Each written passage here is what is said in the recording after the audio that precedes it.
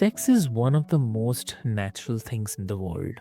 Yet, somehow, you ha- we have all made it the most complicated. Between purity culture, fear based education, and the social ick policing, too many people grow up thinking desire is dangerous instead of divine. But what if we flipped that narrative? So, hey, dear listeners, welcome back to another powerful episode of Pleasure Principles. I'm your host, Avik, and today we have a very special guest. Please welcome Bria Rose. So, welcome to the show. Hi, thank you so much for having me. Amazing. So, dear listeners, before we delve deeper into the discussion, I'd quickly love to introduce you to Bria. So, Bria does exactly that. So, she is an indie author writing the dark romance and fairy tale retellings, stories where sensuality meets storytelling, and characters reclaim their power in the boardroom and beyond. So she worked at Disneyland, grew up surrounded by the magic and the myth, and now uses that same fairy tale foundation to explore something far more than real, which is constant autonomy and the thrill of fully embracing your own. Yeah. So her breakout novel, her Dark Promise, dropped on Halloween, and blending passion, danger, and empowerment into one unforgettable retelling of Beauty and the Beast. So I'll not take much of your time, dear listeners. Let's get started. Welcome to the show again. I'm so excited for this episode. Lovely, lovely. So Bria, you have said that the sex is not supposed to be scary.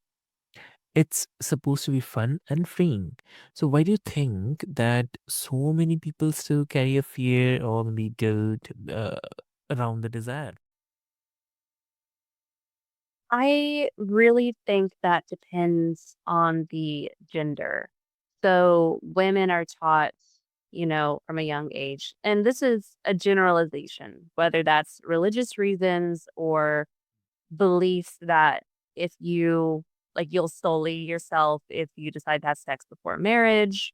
There is definitely various reasons, but overall, the main reason is that for women, you're no longer pure for your husband or your future partner, and you're looked down upon. Even a woman with one body count is seen as less valuable as a man who has three, four, 10 times the amount of body counts for him.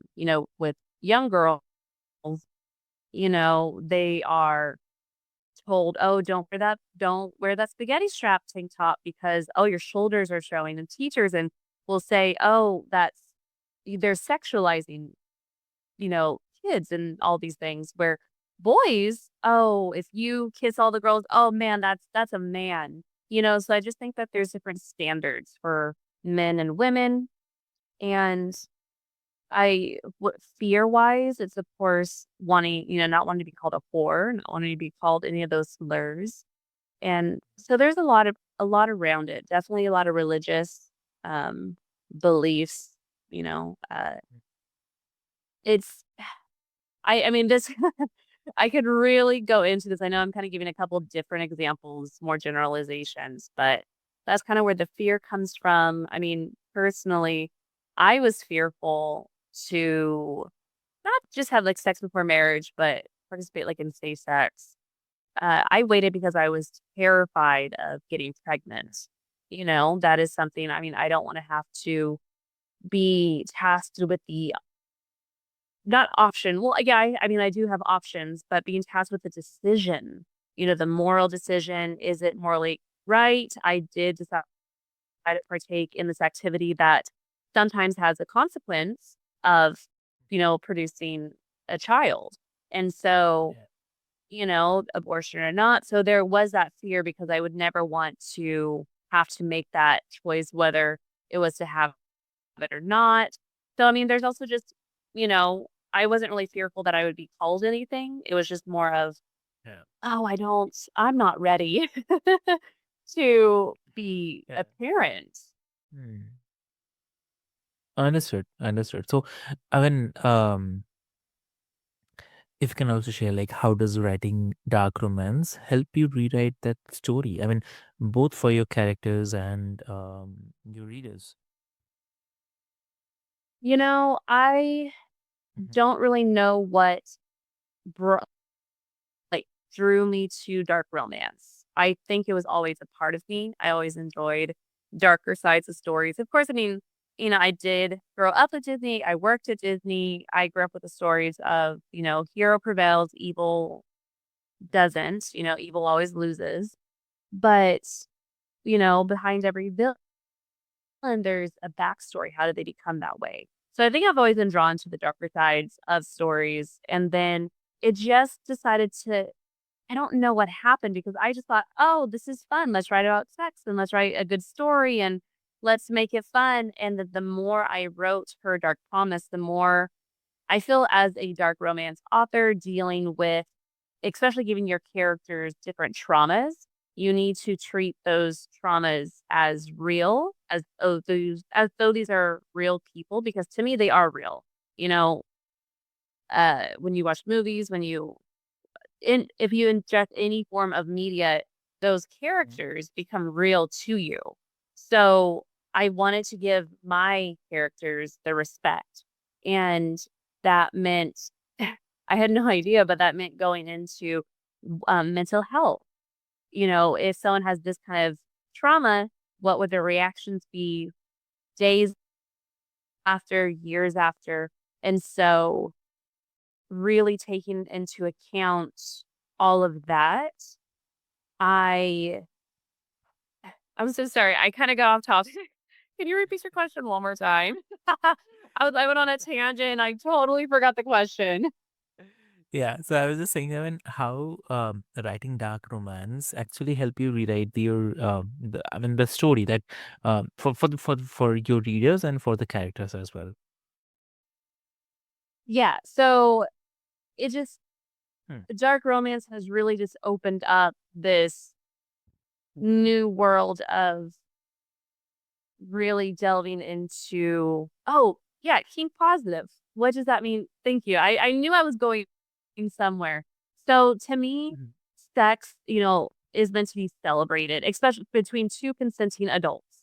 Now, I'm not talking about things that happen abuse wise or negative wise, or someone wants it, one other doesn't, or I'm not talking about any of that. But between two consenting adults, uh, I really enjoy writing scenes that really showcase that and shows that sex can be a fun way, especially with this new book that I have coming out. I really wanted it to be a kink positive book. We don't ick anyone's yum. Everyone has different likes and interests. And again, as long as we are two consenting adults or multiple, everyone who is involved are consenting adults, then it's fine. And I need to make a distinction. I do have scenes where it's not consenting, or we have things, like consensual non consent or dubious consent. Uh, but I do make a distinction with the fun sex scenes and the scenes that are truly meant to be traumatic. So, Ah, yeah. got it. And that's powerful. I mean, uh, turning the taboo into transformation. So, I mean, it's not just about the shock value, but it's all about showing uh, what she kind of uh, safe exploration really looks like, right? So, Yeah, it's also about taking back your power. It's about especially dealing with really hard topics where people have gone through abuse and you put them in certain Mhm. situations. People use dark romance as an outlet to take back their control. So if they are in a certain situation, maybe they might find retribution. They might find, you know, their rage being taken through this character, and they're living that like that road that path that could have gone, they're living that out and they're getting their, um I don't know, it's just it's a very healing process for some, but it's also but that's more of a not negative side, I don't wanna say negative, but more on the side where people are using this kind of media form to help them heal, and then on the other side is people, not just women, but it's people taking their power back of, "Oh, I'm a sexual being. I'm a feminine person. I love to be creative and be in this power dynamic, but I don't need to just be submissive. I could be on top. I can, kind of control." It's just about exploration and showing like, "Oh, things don't just have to be vanilla. You can enjoy this act between, 2 or more people." Yeah. Mm-hmm. True, true, definitely. And I mean that's definitely great. And uh also would love to discuss about like you live by this golden rule that never ache someone else's yum. I mean, I love that because so I mean if you can break it down for the listeners, like what does that mean in real life? Intimacy and in writing. Sure. So a good example is each book normally is going to have one, two, three themes that, they stick to. They have a handful of tropes that they stick to, and it's woven throughout the book. For example, uh, a lot of books, people say, "Oh, hey," because I'm in a lot of Facebook groups. So they'll ask, "I need recommendations for stepbrother, stepsister relationships." And some people might say, "Oh my God, that's disgusting." Well, apparently there is a huge community where that is a huge turn on. There a lot of people don't like um dealing with, there is kinks of golden showers that's, being, urinated on. Uh Not my thing, but that is definitely somebody else's thing. Degradation. I'm not really into being super, so it's just there's so many different kinks, there's so many things that turn people on. Now, we don't wanna ick those young, but we do wanna ick where it's not consensual, it is illegal, that, of course, has to deal with children, deal with people who don't consent, deal with people. So there's a lot of wiggle room there, of definitely ick there, young, because no, I mean, that's just a hard stop for a lot of people. I mean, even people who are in this, I feel like this community is stigmatized because like, "Oh, well, if you're okay with that, you must be okay with Mhm. this." No, no, that is not correct. We it's of course, to everybody, that should be a huge ick. That's a no, that's illegal, that's not okay. But in a realm, always think if it's between 2 consenting or more adults and everyone is agreeing to the situation, there's nothing wrong with anything that anyone, you know, ha is interested in doing. Mm. Hmm. So, okay. I mean,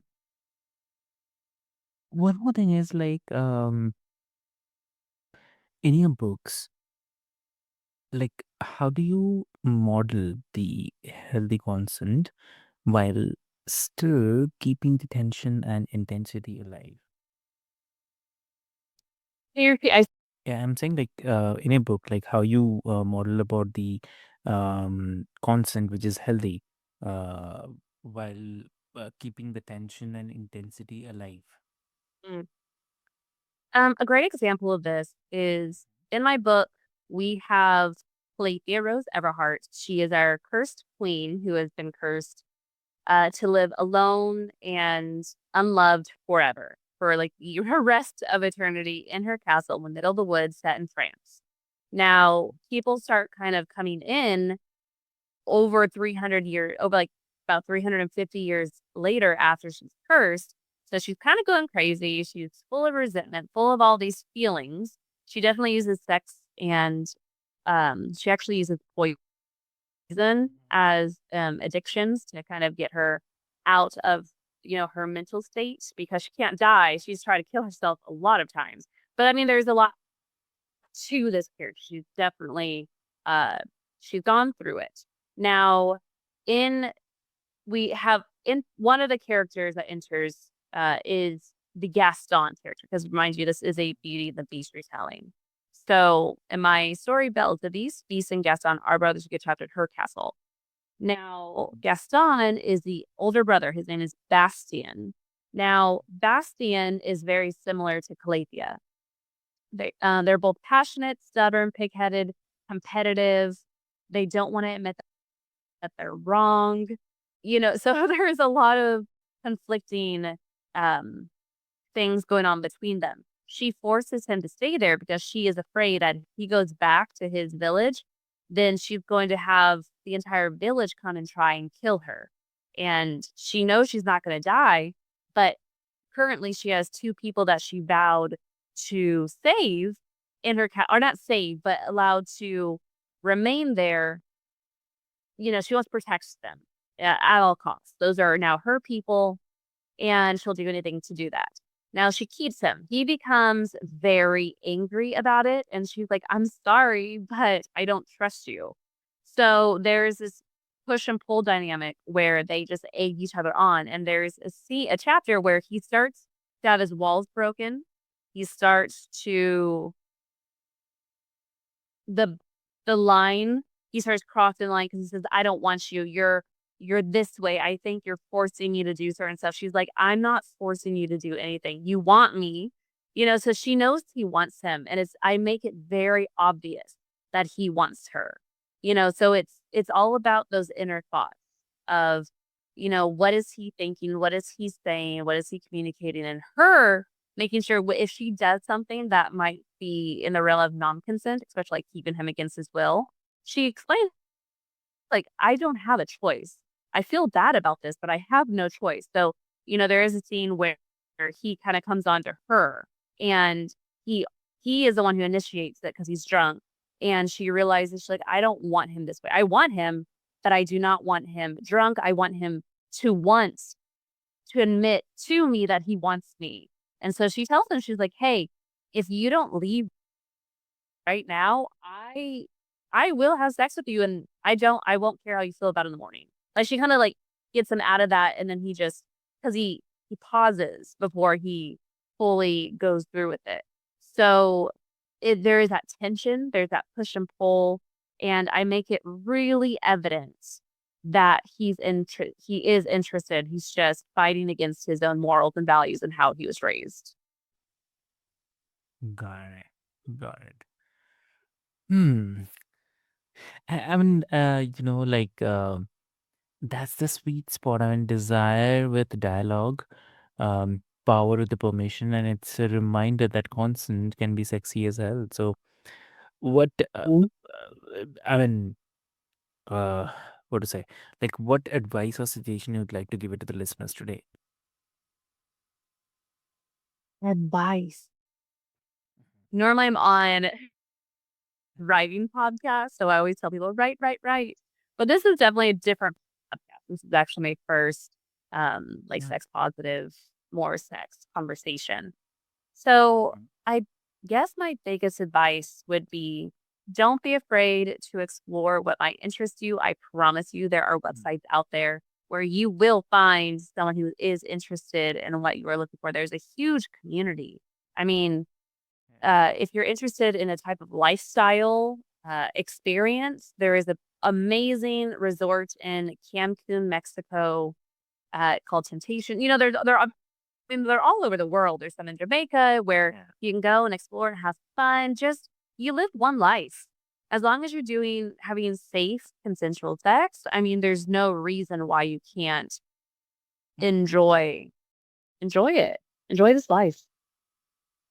Amazing. That's really amazing. So, um, great, great. Bria. So, uh, dear listeners, I'd love to say that Bria reminds us that pleasure isn't the enemy, repression is.